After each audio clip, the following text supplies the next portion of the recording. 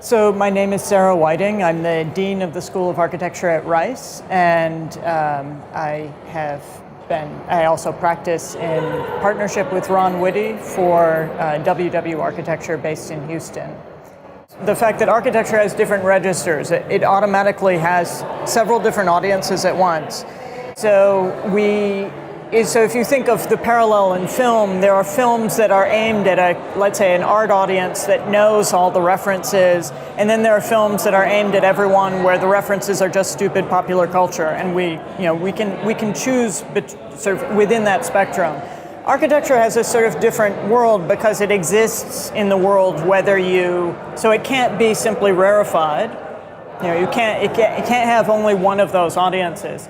I actually think that's an advantage. So essentially any project has the possibility of a full register, and I would argue that many of the projects, even the ones that are saying they're design build by the occupants, those have an architectural history that's actually very significant. And so it's not as if they come out of nowhere and come out of the hands of someone who doesn't have architectural training. We have a tendency both in architecture and in education and maybe in modern life to create little camps, and often to create binaries that make our life very easy. So we say theory versus practice, we say the pragmatics of building, the realities of building versus thinking and talking, and we create these little camps. I think that I'm very lucky because Rice is such a small school that we can actually maintain what I call a speculative practice as an approach to architecture, because I think that you need both sides. I think that theory is a funny term for me because I think of it more as intelligence or thinking or just smarts. That you can't, if you call it theory, people think that you can put it to the side. So I actually tend to, in the school, call it, that you have to be smart about what you're doing, and that makes it a little less fearful in terms of a term. And at the same time, I think it's very important to be attached as much as possible to some form of building reality, or let's say practice reality. It doesn't have to be built, but I think some form, what schools can be a laboratory for generating new forms of practice, but I think they have to have some sort of, let's say, not reality is a hard word, and that came up in the earlier panel, but maybe what I would say is a future that's not very far away, a near future, as opposed to something that's so unreal that it's untethered from reality, so it doesn't have the constraints or resistance to keep you pushing. I think that students can use the opportunity of school, and faculty too, probably even more, to try and push at let's say the elastic boundaries of architectural practice to make them stretch a little bit. And that little bit has a huge impact. So it's in a funny way, it's an elaborate way of saying we can do everything because we're a small school, and so we can control, as long as a student has a project and a faculty member can help define a project that has a certain clarity and has parameters, that project ideally should be at once theoretical or speculative and at once practical, or let's say pushing at practice or the boundaries of architecture writ large. I think it's not so much a question of is architectural autonomy relevant today as what is an architectural project.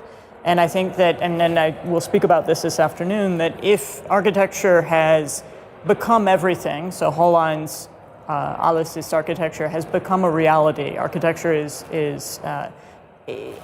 extended its reach, but also has absorbed everything. That the key is not to say, we need an architectural autonomy because we need to resist that spread. It's more, how do you discover the precision to define an architectural project within that lineage? Because I would argue that architecture has always had that big spread. It's always been a generalist discipline, as has the city, if not even more so. And so the key is, yes, I think history is relevant for a project. I think economics is relevant for a project. I think politics. But I also think that the architectural discourse and the specificities of that discourse, which vary from problem or project to project, is extremely important. And so it's less a question, I think the term autonomy has so much baggage that it's a little risky to resurrect it today.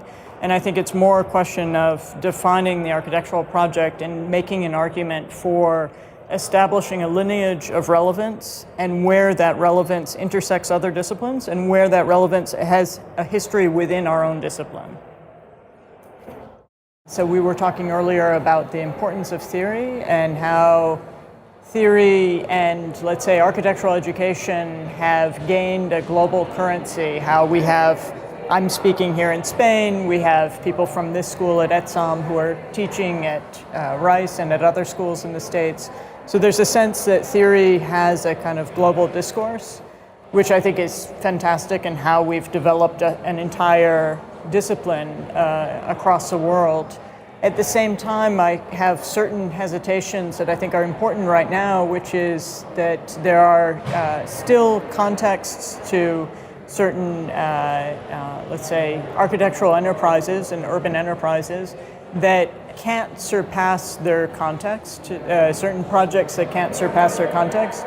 And part of that, I think, links to the resurgence of an interest in political and economic theory and how that allies with architecture and urbanism, how relevant it is to architecture and urbanism, which is very much part of my own work, my belief. And at the same time, I have a nervousness at a lack of recognition of the different context of, say, a British context, an Italian context, and an American context, three very different worlds in terms of differences of how a global capital economy works today, but also how the state plays a role in terms of intervention, both positive and negative, the state and capital. So in terms of the US, I think the state plays less of a role, but the let's say the market plays more significant a role, whereas in Britain you have more of a social project that's supported by the state. And the issues of labor in Italy have a longer history in terms of constituents that have played political and economic roles in terms of their relationship to Marxism, the market, and how labor is organized. So what I would advocate is a particular attention to those contexts. And of course, there's then the anxiety of, do I have to become an expert in specific Italian Marxist theory, or do I have to become an expert in how the American financial market works, which is itself an incredibly complicated mechanism. The Big Short, as a great movie just indicated, gave us a hint. And I would argue that you don't need to become an expert, you don't need to get lost in those fields, but you do need to acknowledge the distinctions and know enough to be able to realize where an architectural project is supported or thwarted or has to work within a specific context.